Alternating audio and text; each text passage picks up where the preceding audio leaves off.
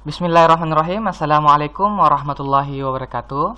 Perkenalkan, nama saya Irwansyah dari Program Studi Pendidikan Biologi Angkatan 2019 dengan NIM 191430996 dari Program Studi Pendidikan Biologi Universitas 19 November Kolaka. Jadi pada pertemuan kali ini atau dalam video ini saya akan mencoba mempresentasikan tentang materi saya, yakni tumbuhan monokotil, yang dimana tujuan pembuatan video ini untuk menyelesaikan tugas mata kuliah saya pada mata kuliah media dan sumber pembelajaran biologi. Kita lanjut ke presentasinya. Oke, kita melangkah ke slide pertama, yakni pengertian tumbuhan monokotil. Apa sih yang dimaksud dengan tumbuhan monokotil dan bagaimana sih tumbuhan monokotil itu? Apakah monokotil banyak di Indonesia atau bagaimana? Oke, kita lanjut saja ke slide selanjutnya. Yang pertama, pengertian. Tumbuhan biji tunggal atau monokotil adalah salah satu dari dua kelompok besar tumbuhan yang berbunga, yang bijinya tidak membelah karena hanya memiliki satu daun lembaga. Jadi bisa kita simpulkan bahwa, atau kita bisa ambil intinya bahwa tumbuhan monokotil adalah tumbuhan yang berbiji tunggal.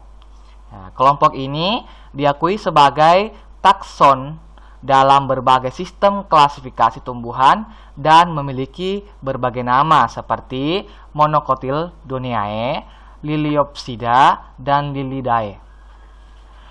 Kelompok tumbuhan ini merupakan tumbuhan paling berguna dalam kehidupan manusia, sebagai sumber pangan, sebagai sumber energi nabati, sumber bahan baku industri, perumahan, dekorasi, pakaian, media penulisan, satu warna, dan lain sebagainya. Slide selanjutnya, apa sih ciri-ciri tumbuhan monokotil itu sendiri? Jadi kita melangkah ke ciri-ciri tumbuhan monokotil.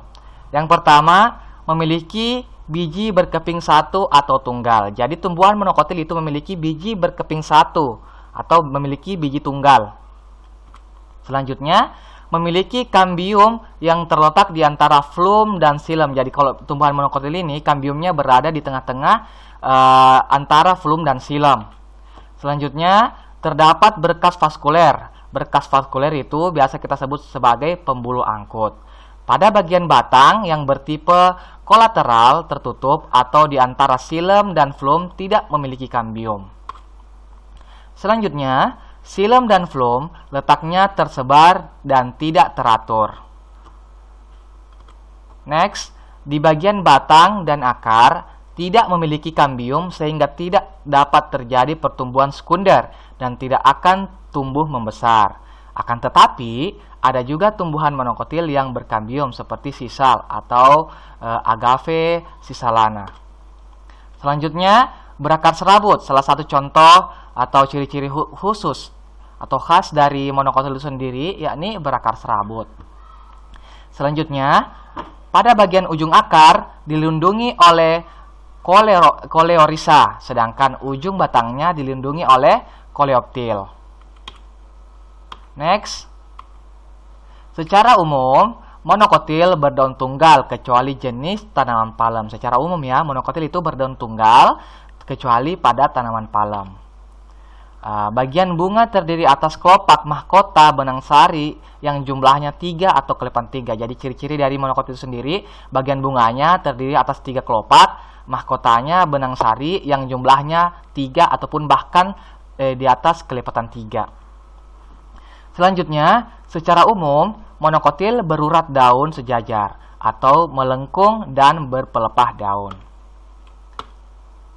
Selanjutnya, pada umumnya di bagian batang tidak bercabang. Jadi tumbuhan monokotil ini tidak memiliki cabang. Pada umumnya ya, terdapat rambut halus. Seperti ada semacam rambut tipis yang tidak berwarna, biasa bening. Jadi ini salah satu juga ciri-ciri dari tumbuhan monokotil itu sendiri. Dan juga ruas-ruas pada batang terlihat jelas. Jadi ruas-ruas batang pada si tumbuhan monokotil ini dapat terlihat dengan jelas. Selanjutnya, secara umum berdaun tunggal. Jadi tumbuhan monokotil ini umumnya itu berdaun tunggal kecuali pada kelompok tumbuhan pada urat daun sejajar atau melengkung dan berpelepah daun. Oke, kita melangkah ke bagian klasifikasi monokotil. Apa sih atau bagaimana sih klasifikasi dari monokotil itu sendiri? Oke, kita next ke slide selanjutnya. Yang pertama ada jenis Orchidaceae atau suku anggrek-angrekan. Anggrek merupakan bunga dengan jenis yang beraneka ragam dengan nama latin Orchidaceae. Biasanya bunga ini tumbuh di lingkungan tropis, jadi tidak heran jika di Indonesia ini sendiri banyak sekali berbagai macam jenis dari bunga anggrek itu sendiri. Anggrek merupakan salah satu tumbuhan yang hidup di lingkungan lembab. Jadi anggrek ini adalah salah satu tumbuhan yang hidup di area-area lembab. Hal tersebut dikarenakan anggrek memiliki ketahanan terhadap lingkungan yang lembab. Selanjutnya, keluarga monokotil suku anggrek ini memiliki banyak ciri khas di mana daun yang bertepi rata dan berdaging dengan letak berseling dua baris. Pangkal batang yang menggembung ini juga bermanfaat menyimpan cadangan air. Selain itu, suku anggrek-angrekan berakar rimpang. Dalam satu bunga mengandung dua sel kelamin yaitu jantan dan betina. Seiring berjalannya waktu, kini anggrek dibudidayakan sebagai tanaman hias, mengingat warna yang dimilikinya begitu indah dan beraneka ragam. Jadi jangan heran, di Indonesia banyak ibu-ibu atau emak-emak yang suka koleksi anggrek-angrekan. Karena Indonesia juga mendukung atau tempat lingkungan hidup anggrek itu sendiri. Karena Indonesia merupakan negara tropis. Ini adalah contoh atau gambar dari salah satu jenis anggrek ya. Next saja, lanjut ke bagian atau klasifikasi kedua, Archaceae atau suku pinang-pinangan. Suku pinang-pinangan. Kelapa atau kokos nukifera, hampir semua bagian tubuhnya dapat dimanfaatkan oleh manusia. Air kelapa memiliki kandungan yang sangat baik bagi kesehatan sebab dapat digunakan sebagai bahan obat alergi. Buahnya juga kerap digunakan sebagai bahan masakan. Bahkan di Maluku Ambon sana, kelapa digunakan untuk membuat sagu. Jadi kelapa juga digunakan sebagai bahan sagu, di mana sagu merupakan makanan pokok dari masyarakat Maluku bagian Indonesia Tengah. Selain itu, buahnya juga dapat dimanfaatkan sebagai bahan pembuatan santan dan dibuat minyak kelapa. Daun kelapa dapat dijadikan sebagai anyaman grames. Biasanya itu anyaman grames, contohnya tikar-tikar bisa. Daun kelapa bisa digunakan juga sebagai alat-alat dekorasi rumah, contohnya pembuatan tikar, dan daun kelapa juga bisa dijadikan sebagai kerajinan-kerajinan tangan. Ini contoh dari suku pinang-pinangan ya, atau contoh gambar dari suku pinang-pinangan. Next. Yang ketiga atau klasifikasi yang ketiga yakni Zingiberaceae atau suku jahe-jahean. Rempah-rempah khas Indonesia seperti jahe, kencur, kunyit, laos, temu hitam, dan temulawak merupakan beberapa contoh dari suku jahe-jahean atau dengan nama latin Zingiberaceae yang biasanya dimanfaatkan sebagai obat atau bumbu masak. Di daerah pegunungan, biasanya keluarga monokotil jahe dimanfaatkan untuk menghangatkan tubuh. Sekarang banyak juga minuman berbahan dasar jahe. Contohnya kalau di daerah di Pomala saja atau daerah Kolaka itu banyak kita dapatkan minuman-minuman dari bahan dasar jahe, yakni contoh dasarnya atau contoh konkretnya itu minuman serbah.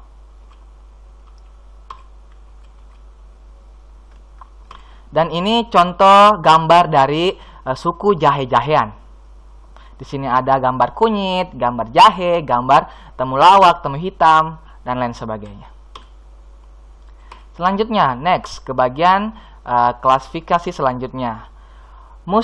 Musaceae atau suku pisang-pisangan. Pisang yang memiliki nama latin Musa sp merupakan tanaman yang dapat ditemukan di lingkungan sekitar kita, baik itu depan rumah, rumah tetangga, dan lain sebagainya. Banyak orang yang membudidayakan tanaman ini Hal ini disebabkan karena pisang memiliki kandungan dan manfaat yang beragam.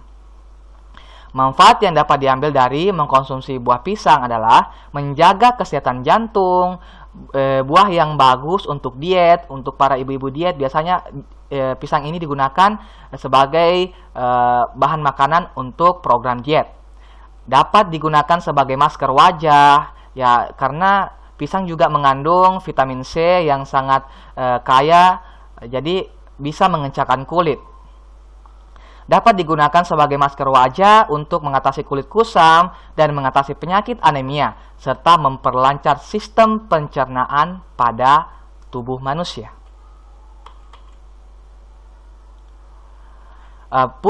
Pisang terdiri dari banyak jenis, diantaranya pisang emas, pisang kulit tipis, pisang raja, juga pisang Ambon dengan rasa lezat dan dapat dikonsumsi karena mengandung banyak kandungan bergizi bagi tubuh manusia.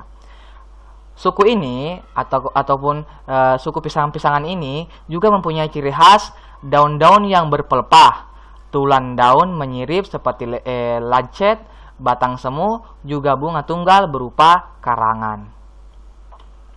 Ini contoh dari suku pisang-pisangan. Ini contoh dari pohon atau bibit pisang kipas. Selanjutnya, Poaceae atau Graminae, suku rerumputan. Padi sebagai makanan pokok atau bahan makanan pokok bagi orang Indonesia masuk dalam famili Poaceae atau Graminae. Selain padi juga terdapat jagung, sai mais, serta gandum, Triticum sativum, tebu, Saccharum officinarum, yang umumnya dijadikan bahan dalam pembuatan gula. Terdapat Andrapagon nordus yang dijadikan bahan baku tali, dan bambu betung atau Dendrocalamus asper yang umumnya digunakan untuk membuat bahan perabotan rumah serta bangunan. Poaceae atau Graminae ini memiliki ciri berbentuk pita, tulang daun sejajar serta melekat di batang, berakar serabut, bagian batangnya agak berongga, mudah terbang pada saat ditiup angin. Bunganya berbentuk bulit dan penyerbukannya yang dibantu oleh angin. Sekian, mungkin itu saja presentasi dari saya. Lebih dan kurangnya mohon dimaafkan. Wabillahi taufiq wal hidayah. Assalamualaikum warahmatullahi wabarakatuh.